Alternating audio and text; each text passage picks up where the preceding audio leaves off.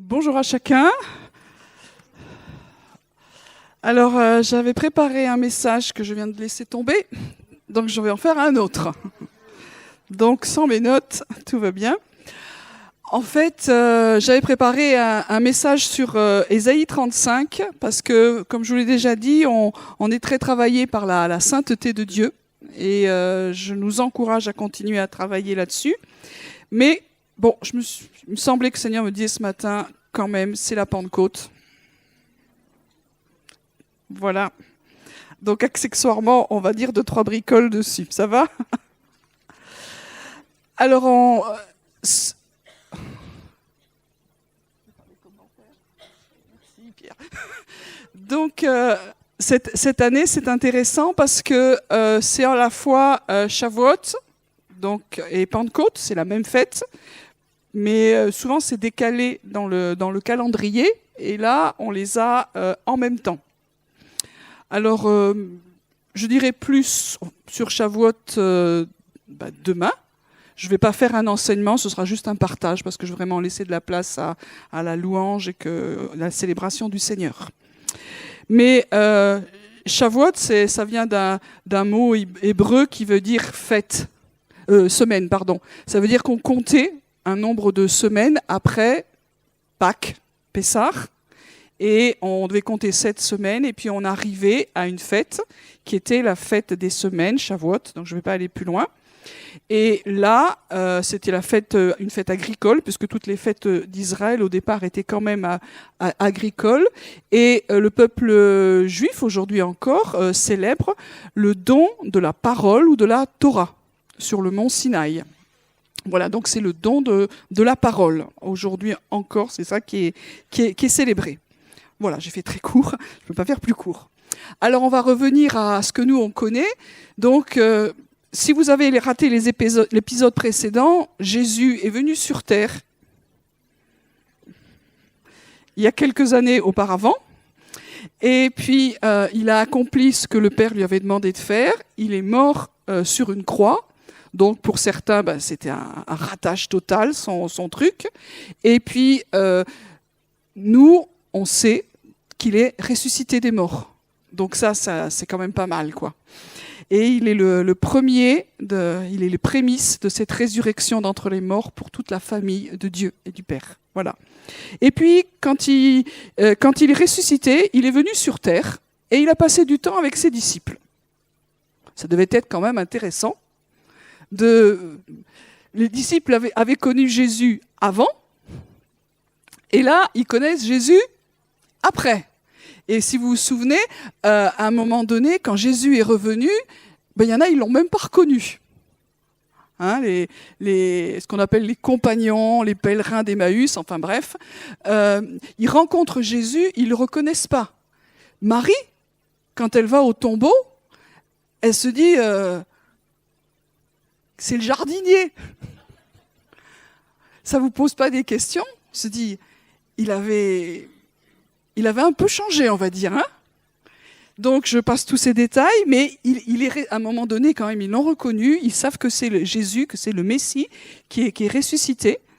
Et puis, Jésus va passer du temps avec eux. Vous savez combien de temps il a passé avec eux? À peu près 40 jours, hein, c'est ça. Et il leur a parlé des choses du royaume. Ça veut dire que ce qui est important pour Jésus, pour le Fils, c'est le royaume. Et dans ce que nous portons, c'est aussi ça.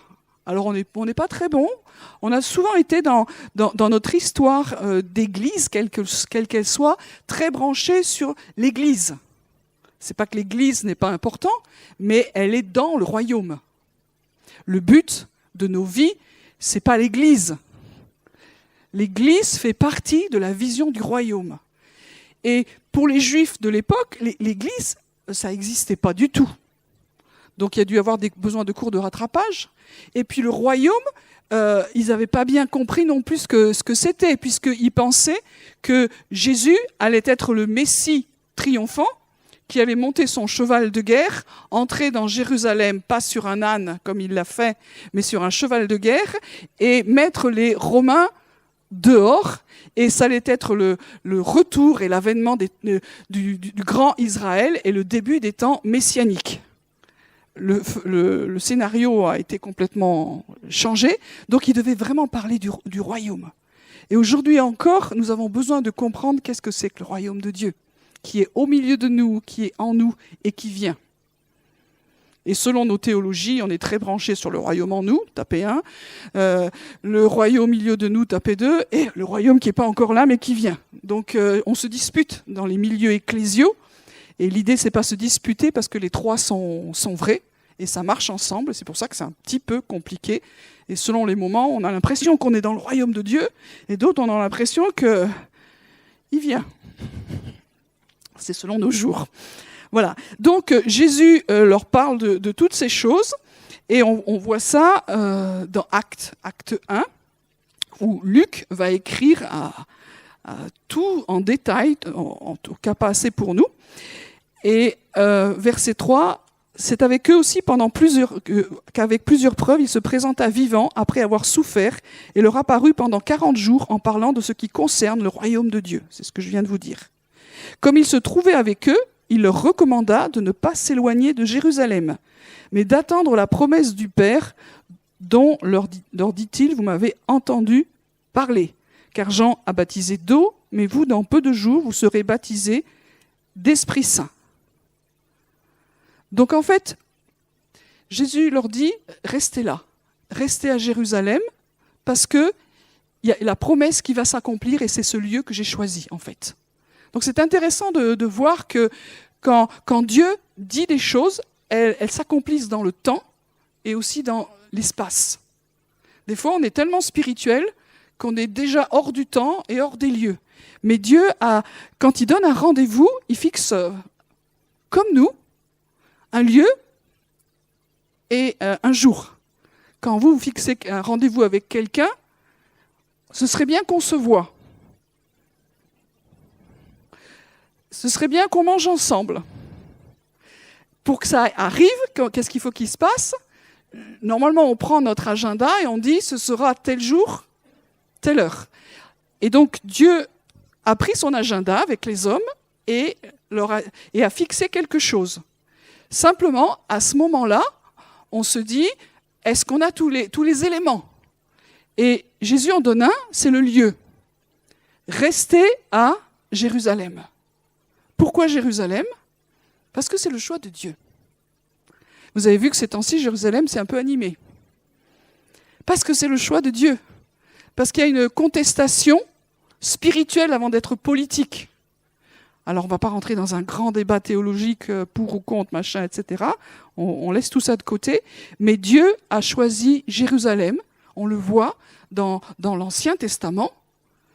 Mais Dieu rechoisit Jérusalem aussi dans le Nouveau Testament. C'est là que je veux envoyer la promesse. À Jérusalem, partez pas. Pourtant, moi, je pense que les disciples, ils avaient sûrement envie de partir.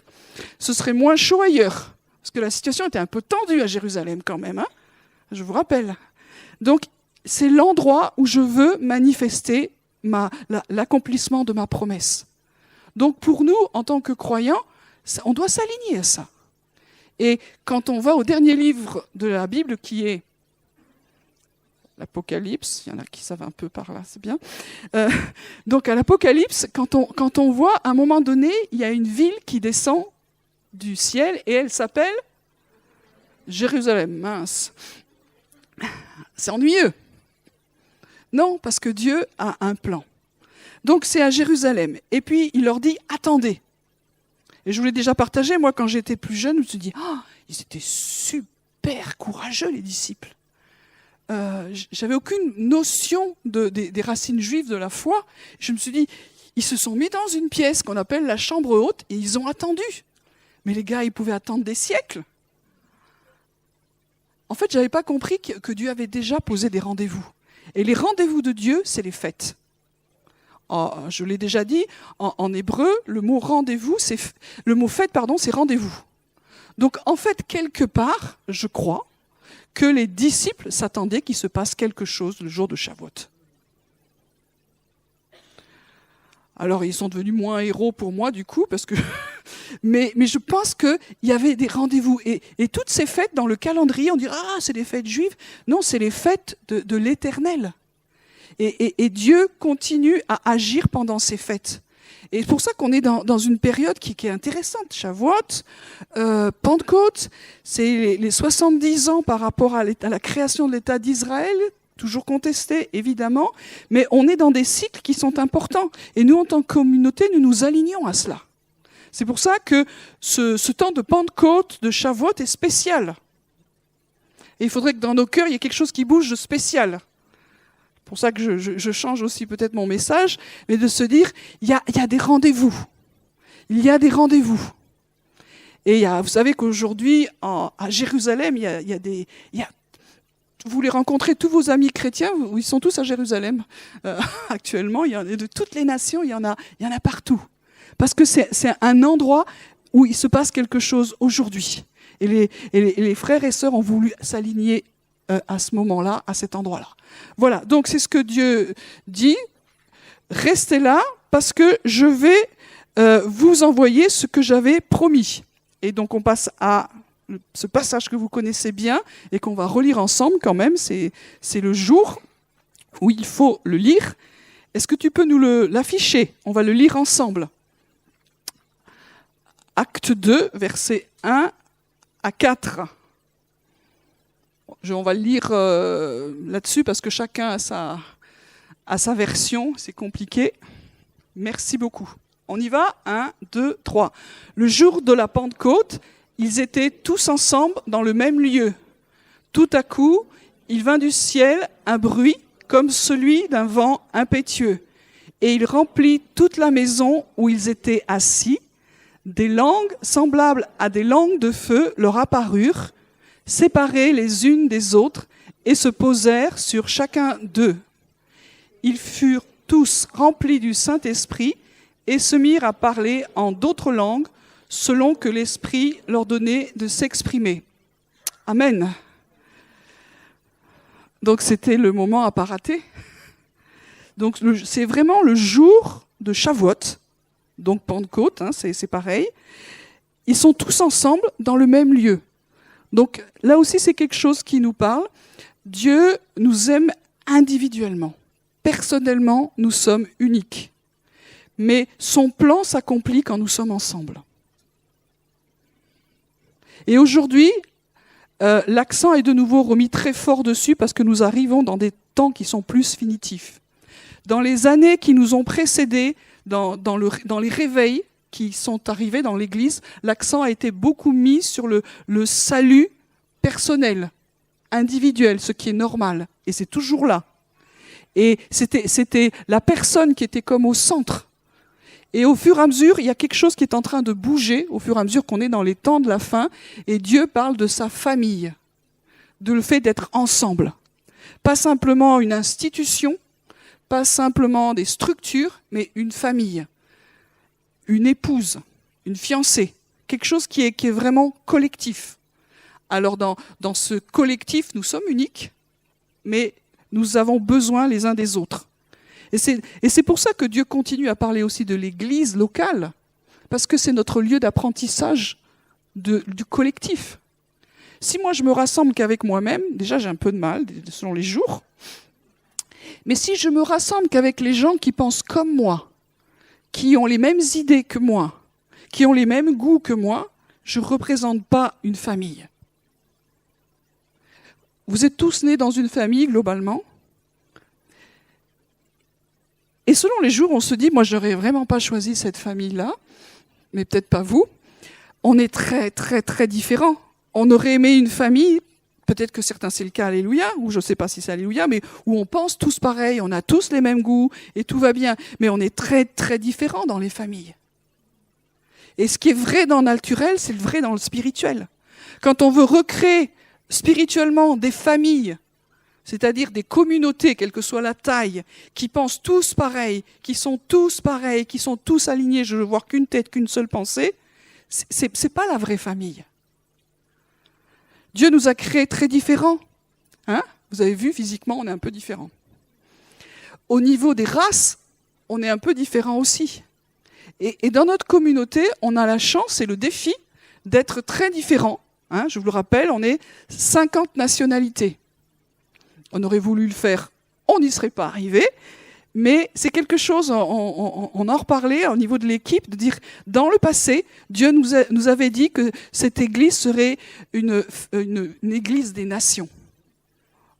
On ne le cherche pas, mais ça vient. Pourquoi ? Parce que c'est le temps maintenant. C'est le temps où Dieu veut voir, quand nous nous rassemblons, quand nous le célébrons, un peuple de toute langue, de toute race, de toute nation, et aussi de tous âges. Donc ça, c'est la famille. Et l'équipe qui était là, vous avez vu, ils n'étaient pas toujours tous d'accord, les disciples. Déjà les 12, ça tirait. Là, ils étaient plus nombreux, ils étaient 120. Et ils attendaient, mais ensemble. Et aujourd'hui, je crois que Dieu est en train de chercher nos cœurs ensemble. Et ce n'est pas le temps de mettre devant nos différences, nos animosités, les trucs qui nous séparent. Si on commence à choisir tout ce qui nous sépare, ça va être très compliqué. Parce qu'il y a tellement de choses qui nous séparent. Mais on est plutôt en train de travailler sur ce qui nous rassemble. Et là, les disciples ont choisi de rester ensemble malgré leur peur, malgré tout ce qui s'était passé, malgré. Ils sont restés ensemble parce qu'ils se sont alignés sur la parole de Jésus, la parole du Messie. Et la parole du Messie a dit, attendez à Jérusalem, faites-le ensemble, pour que ce que j'ai promis, vous puissiez le recevoir ensemble. Je fais partie encore de ceux qui croient qu'il y a un réveil qui vient, et qui est cette fois-ci, ça ne va pas sauter par-dessus nous, mais qu'on a vraiment envie de le vivre ici. Et je ne suis pas en train de dire que le réveil va venir sur Toulouse et que tout va venir de là ou de notre communauté. C'est un peu prétentieux, tous ceux qui pensent que le réveil va venir de chez eux. C'est pas ça que je suis en train de dire. Mais je crois que le réveil vient sur notre nation, en même temps que des temps difficiles et douloureux, et qu'on a besoin aussi qu'ils viennent ici. Qu'est-ce que c'est que le réveil ? C'est la présence de Dieu. La présence de Dieu. Comment ça va se passer ? J'en sais rien. Donc eux, ils ont eu un scénario, à mon avis, qu'ils n'avaient pas du tout prévu. Hein ? Si on leur avait dit... Ils ont dû réfléchir quand même, ils réfléchissaient les gars. Comment ça va être ? Comment ça va être ? Comment ça va se passer, ce que Dieu a promis, comment ça va être ? Eh bien, je ne suis pas sûre qu'ils avaient le bon truc. Donc, ils sont ensemble, dans un même lieu. Tout à coup, il vient du ciel un bruit. Le texte peut dire un bruit ou un son. Et Dieu nous parle beaucoup aujourd'hui de son. Je ne sais pas ce que ça veut dire, mais il y a un son qui est dans le ciel et qui doit toucher, on l'a chanté ce matin, qui doit toucher la terre. Donc il y a un bruit, il y a un son. Et comme je le dis souvent à mes étudiants dans les écoles prophétiques, quand il y a écrit « comme », ça ne veut pas dire que le bruit qu'ils ont entendu, c'est un souffle violent. Mais quand c'est écrit « comme », ça veut dire que c'est ce qui ressemble le plus à un souffle violent. Mais ça veut dire que c'est autre chose. Quand vous goûtez quelque chose que vous ne connaissez pas, vous essayez tout de suite de faire un rapprochement avec quelque chose que vous connaissez. Hein ? J'ai souvent raconté ça. Première fois que j'ai eu des amis africains qui sont venus en France et qu'on leur a donné à manger des fraises, ils n'étaient pas excités de les manger tout de suite parce que ces machins rouges dans l'assiette ne les inspiraient pas. Donc ils m'ont dit, ça goûte à quoi ?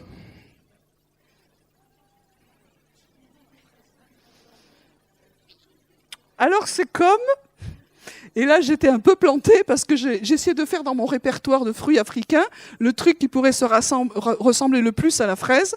J'ai jamais trouvé, les amis, si jamais vous pouvez me dire, moi j'ai pas trouvé. Il y en a pas, hein, voilà, donc voilà, c'est ça. Donc j'ai bien fait de rien dire. Voilà, donc ça veut dire que quand on vit quelque chose de fort au niveau spirituel, on essaie de trouver une corrélation au niveau naturel. Donc ils ont entendu quelque chose qui pouvait ressembler à un bruit d'un souffle violent. Donc imaginez, vous êtes dans une pièce, et puis il y a un truc incroyable, donc c'est les effets spéciaux qui commencent, la Metro-Goldwyn-Mayer en action. Et des langues qui semblaient de feu. Alors nous, on a traduit des langues de feu. On ne s'embête pas, et toutes les peintures, J'ai regardé les peintures qu'il y a, c'est quand même les représentations, c'est magnifique. Hein, tout ce qu'il y a sur la Pentecôte, c'est que du bonheur.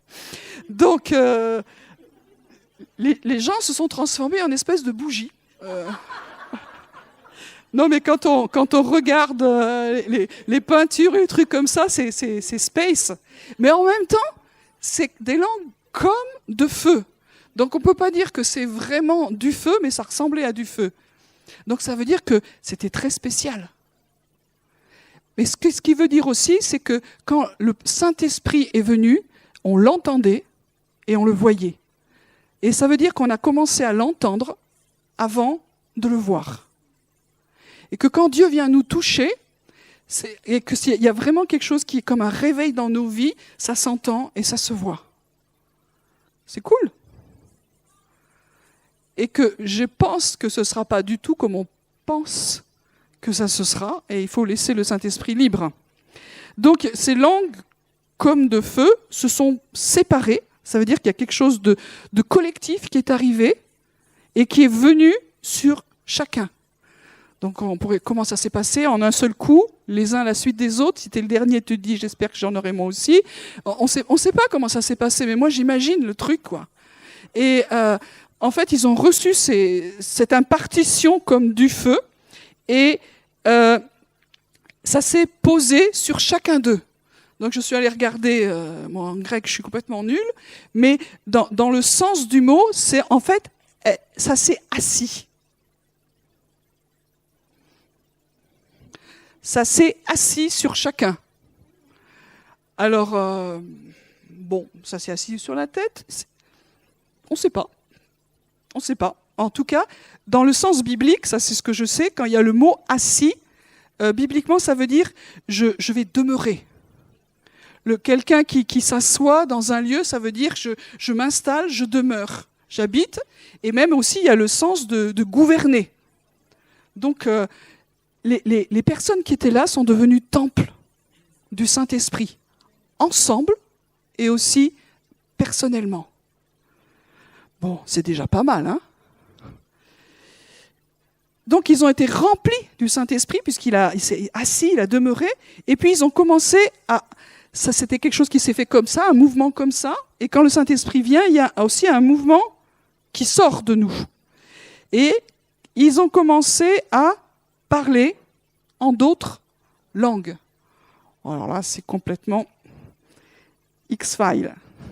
Selon ce que l'Esprit leur donnait de s'exprimer. C'est-à-dire que la réunion était ingérable. Si nous, on a une réunion à gérer comme ça, il y a du bruit, on ne sait pas ce que c'est. Il y a des choses qu'on voit, on ne sait pas ce que c'est. Et tout à coup, tous les gens qui étaient à peu près calmes et tranquilles commencent à parler et dire des trucs qu'on ne comprend pas du tout. Et ce n'est pas la même chose, parce que c'est selon ce que le Saint-Esprit leur donnait de s'exprimer. Donc voilà, ça c'est le jour de Shavuot, le jour de Pentecôte. Et quand ils sont sortis, on voit ça à la fin, donc on passe quelques versets. Les gens, ils disaient, qu'est-ce qui se passe, quoi, verset 8, comment les entendons-nous chacun dans notre propre langue maternelle parler en fin de compte des merveilles de Dieu. Quand ils sont sortis, ça veut dire que c'était compréhensible. Des fois, il y a des choses que nous vivons à l'intérieur qui ne sont pas compréhensibles, mais quand nous nous mettons en action, quand nous sortons, ça devient lisible et compréhensible. Et là, les gens étaient complètement étonnés. On entend ces personnes parler des merveilles de Dieu dans notre propre langue. Il n'y avait pas beaucoup d'écoles de langue à l'époque, à Jérusalem. Donc, tous étaient hors d'eux-mêmes et perplexes. C'est-à-dire qu'ils disent, il se passe un truc incroyable, mais qu'est-ce que c'est? Et qu'est-ce que ça veut dire? Et puis d'autres, on a toujours les mêmes, tu as les moqueurs. En fait, ils ont trop bu. Donc maintenant, nous savons que quand vous buvez beaucoup, vous pouvez parler et apprendre des langues étrangères. C'est une option intéressante, on n'y avait pas pensé, mais c'est en tout cas, ce qu'ils ont trouvé comme truc intelligent à dire. Des fois, quand on se moque, on est un peu nul. Bon, voilà.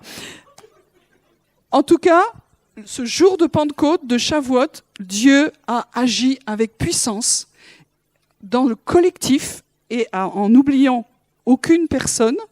Et c'était hors de ce qu'on a l'habitude. Et aujourd'hui, si nous pensons que Dieu vient à nouveau visiter ses enfants, on peut vivre des réveils personnels. Ce ne sera pas comme on pense.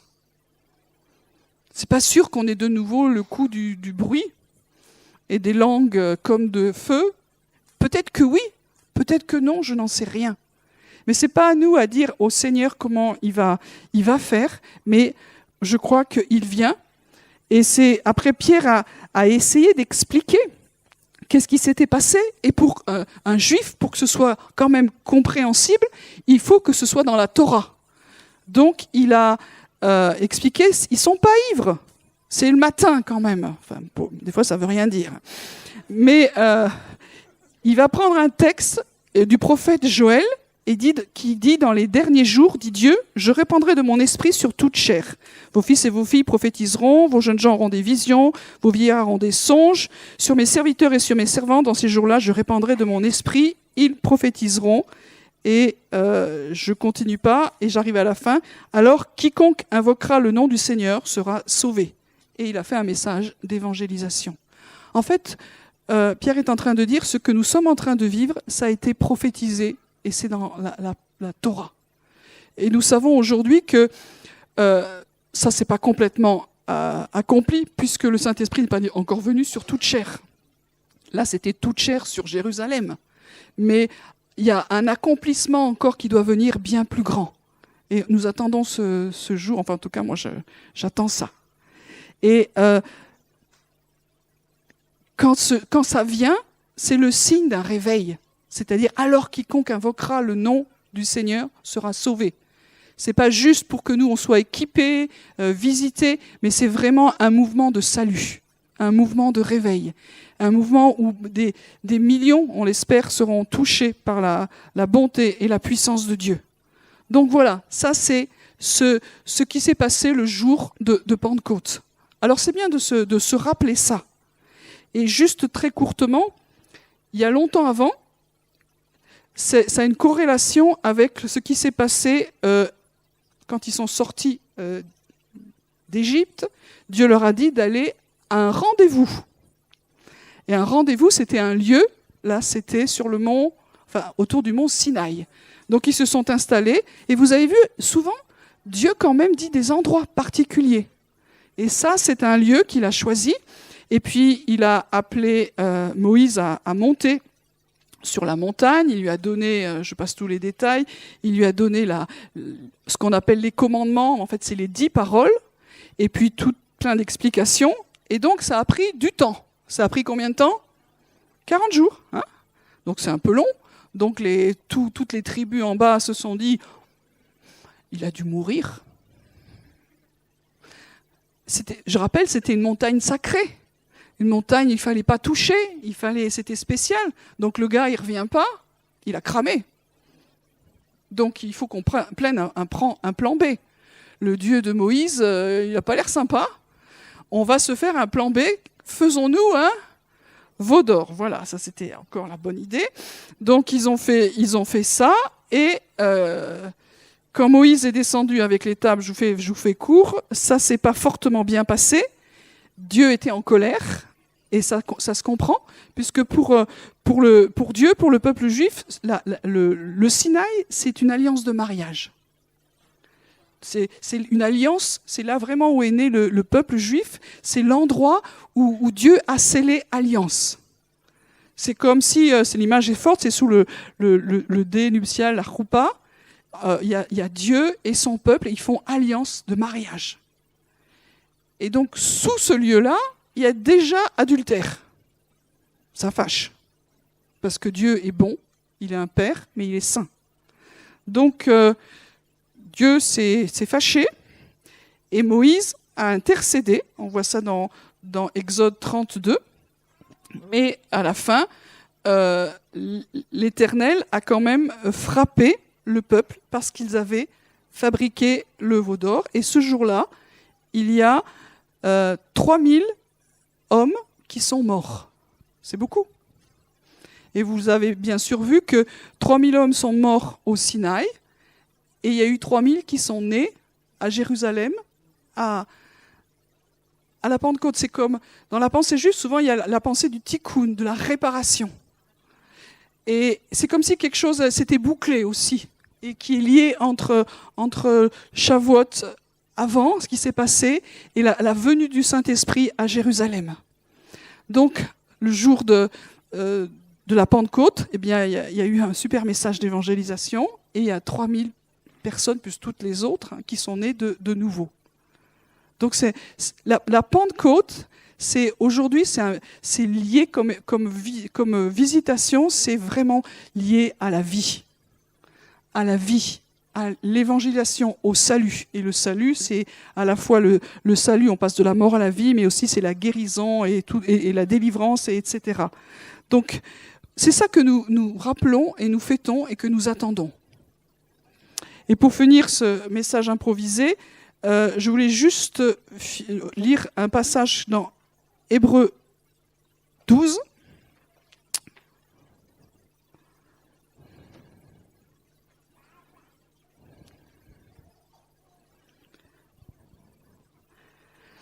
Verset 18, « Vous ne vous êtes pas approchés d'une montagne qu'on ne pouvait toucher et qui était embrasée par le feu, ni de l'obscurité, ni des ténèbres, ni de la tempête, ni du retentissement de la trompette, et d'une clameur de paroles telles que ceux qui l'entendirent demandèrent qu'on ne leur adresse pas un mot de plus, car ils ne supportaient pas cette injonction, même si une bête touche la montagne, elle sera lapidée.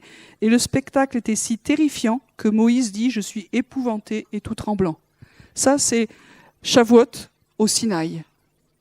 C'est-à-dire que c'était terrible. Ils ont vu, d'abord ils ont entendu, puis ils ont vu. C'était vraiment un spectacle de sainteté, Dieu dans sa gloire et dans sa sainteté. Et c'était tellement terrible qu'ils ont dit on ne veut plus jamais ça. Et ils ont même dit on ne veut plus que Dieu nous parle. C'est fou ça. Et ils ont dit Moïse, t'as qu'à y aller toi. Et ce qui est intéressant, c'est qu'on voit qu'à Pentecôte, maintenant, Shavuot, mais à Jérusalem, c'est au contraire, Pierre est en train de dire, ce que vous voyez, en fin de compte, c'est ce que Joël a dit, c'est que le souffle prophétique va revenir sur tout le monde. Il y avait comme quelque chose qui s'était arrêté, qui s'était brisé, en disant maintenant, il n'y a plus que certaines personnes ou un seul. Aujourd'hui, ce souffle prophétique revient sur tout le monde. Vos fils, vos filles, vos vieillards, sur toute chair. C'est ça qui se passe. Et tout ce qui était terrifiant, Jésus l'a pris sur lui afin que nous puissions venir dans sa présence, simplement. Et donc vous, au contraire, vous vous êtes approchés de la montagne de Sion. A contrario, on ne pouvait pas s'approcher de celle du Sinaï. Et de la cité du Dieu vivant, la Jérusalem céleste, des myriades d'anges. Ça veut dire que les disciples aujourd'hui, et nous avons une libre entrée, c'est ce que dit l'Épître aux Hébreux, dans le sanctuaire, au travers d'un chemin nouveau et vivant que Jésus a inauguré au travers de sa chair, c'est-à-dire de son sacrifice. Aujourd'hui, nous pouvons entrer, même nous sommes encouragés à venir. Nous sommes encouragés à rentrer dans les choses spirituelles, à rentrer dans la Jérusalem d'en haut. C'est pas une ville interdite, allez-y, allons-y. C'est-à-dire c'est le cœur de la présence de Dieu. Les anges, ils sont là. Vous avez envie de les voir ou pas, mais ils existent. Et il n'y en a pas un, il y en a des myriades. Ça veut dire beaucoup. De la réunion de l'assemblée des premiers-nés inscrits dans les cieux. C'est-à-dire que c'est la famille. La famille est déjà là. La famille nous attend. Il y a vraiment quelque chose de fort au niveau de la famille que Dieu est en train de rappeler par rapport à cette réalité de Pentecôte et de Shavuot. De Dieu juge de tous. Quelque chose que nous allons aussi de plus en plus découvrir. Dieu est un Père, il est bon, il est aussi un juge. Des esprits des justes parvenus à la perfection. Je passe tout ça parce que c'est mystérieux et il y aurait beaucoup de choses à dire. Et de Jésus, médiateur d'une nouvelle alliance. Nous avons une nouvelle alliance qui nous permet de venir. Et le Saint-Esprit qui est répandu est le sceau de cette nouvelle alliance. Quand nous avons donné notre vie à Jésus, nous avons pu le faire simplement parce que le Saint-Esprit est venu. Sans le Saint-Esprit, on ne pouvait pas le faire. Et puis, il y a cette expérience du baptême dans le Saint-Esprit que Jésus a dit, attendez cette promesse. Moi, je vous baptiserai d'Esprit Saint et de feu. Donc, nous sommes là-dedans, et puis nous sommes approchés du sang de l'aspersion qui parle mieux que celui d'Abel. C'est-à-dire que le sang de Jésus est vivant. Ce n'est pas un sang qui a été versé il y a longtemps. Le sang est éternel, parce que l'alliance est éternelle. Donc, on est au milieu de tout ça. Le Seigneur nous dit, rappelez-vous de ces choses-là et honorez le Saint-Esprit. Et j'avais juste envie ce matin d'honorer le Saint-Esprit. On pense souvent au Père, au Fils, mais dans ce que nous pensons et croyons, l'Esprit Saint est Dieu. Et il a aussi, il est digne, s'il est Dieu, d'être honoré. Comme je l'ai souvent dit, il a choisi de vivre en nous.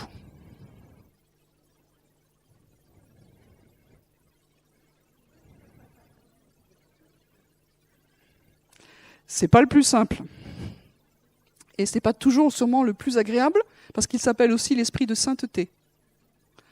Pour moi, c'est un mystère.